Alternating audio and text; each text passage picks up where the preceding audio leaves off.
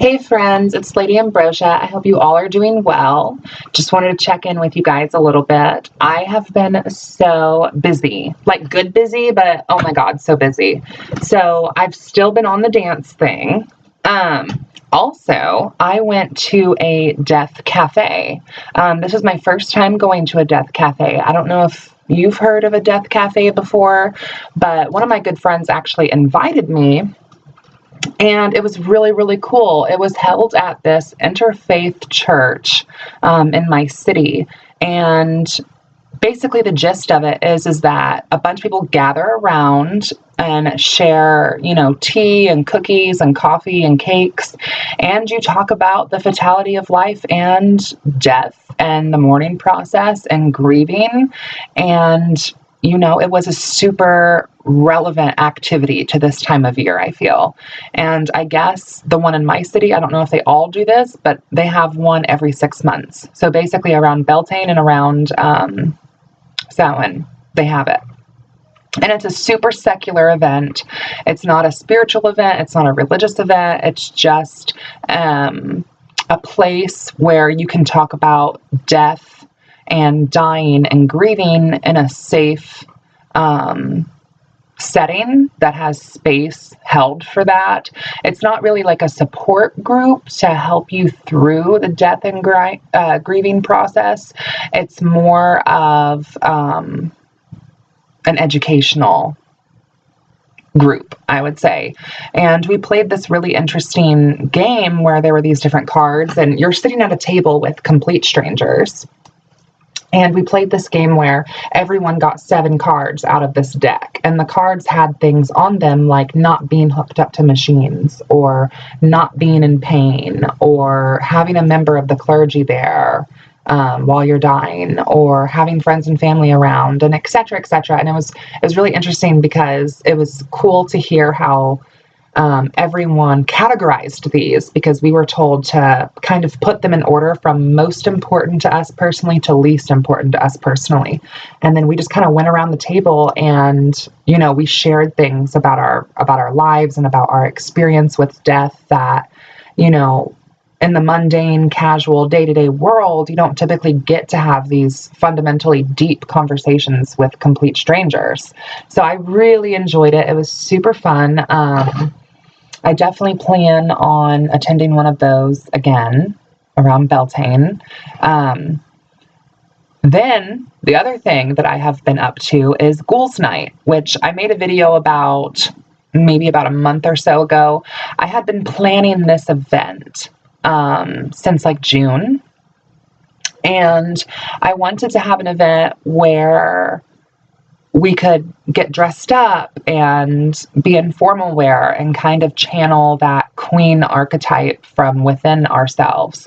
Because it's not every day that we get to get, dressed up, unless people are, dying at a funeral, or people are getting married, or, so just something kind of fun. And then I kind of added more to it and made it really about women's empowerment and acknowledging powerful women from history who have, sculpted the society and the world that we live in now. So I had picked 13 women from history to kind of feature in throughout the night.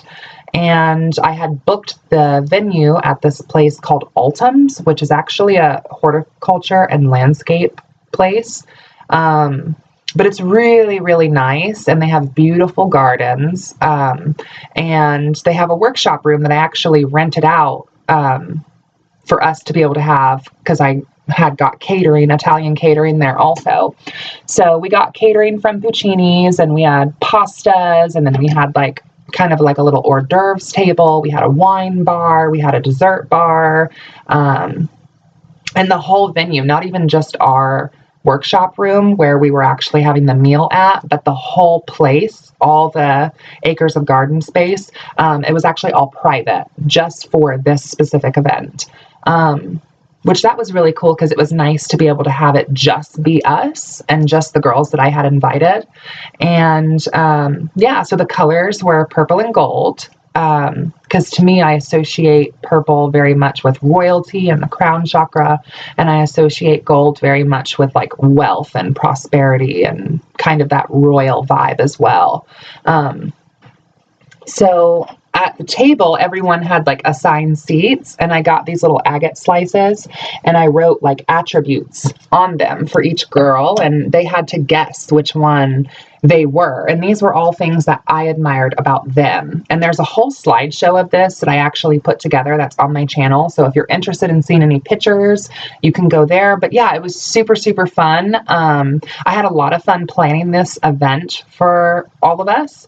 And I had a lot of fun actually facilitating and hosting. And it was a little crazy and chaotic because, I was kind of behind the scenes, getting everything ready from point A to point B, but I loved it. We had like these little chalices for everyone that has their attribute on it. And then it was like stuffed with mints and nail polishes and hair masks and fun stuff like that to kind of tie into channeling this kind of queen archetype and the treat yourself archetype and the royal archetype. We had a really cool scavenger hunt that was actually in the garden pavilions. So I brought a like little plastic trick-or-treating cauldron, and we pulled names out of the cauldron. That way the girls would all be kind of mixed up, and they would kind of be forced to kind of get out of their comfort zone and socialize a little bit with everyone. And so they were partnered with someone who they didn't know. And then they were a team.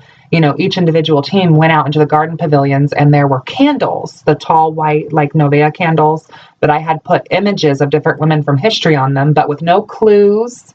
And they just had to recognize their picture. So these were women from the ancient past or the not so ancient past. And the whole theme of the evening was really about recognizing and honoring and empowering the women of the past, present, and future. So, that was really cool. And then we had prizes associated with whoever won the scavenger hunt. And we also had a night queen. So because it was a formal event and to help encourage everyone to show out and have fun with it, I decided to have a nomination. So we all cast our votes into the cauldron of who we thought was the best dressed. And whoever won best dressed is winning the night queen. And they'll be crowning the next queen next year. And there's also photos of that in the slideshow.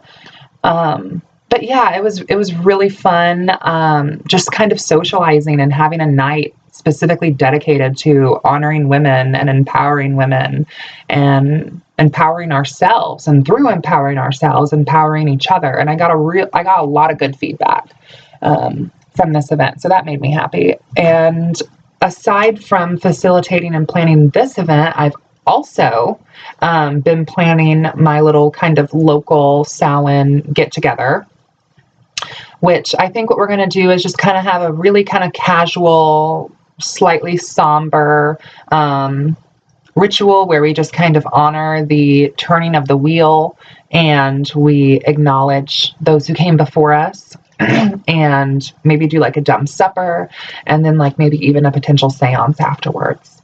So, and then what else has been new in my world?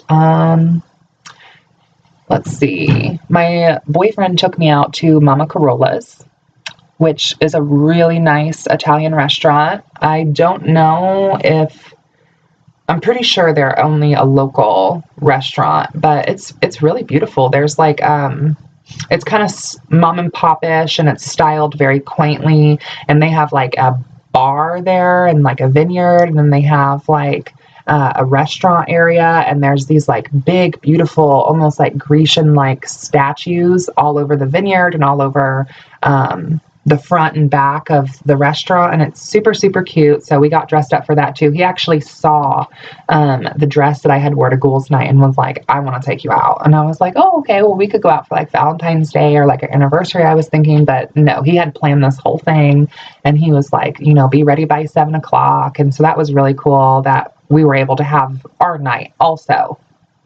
So yeah, and other than that, I've just been kind of working through these Samhain feelings of trying to remember our loved ones and also let them go at the same time. So that's been really interesting. And I today was watching Raven Way's live stream where she was telling spooky ghost stories. So I think maybe later tonight, I don't know, I might here soon go live and take a page out of Raven's book and share my supernatural ghost stories, because it's the perfect time of year for that.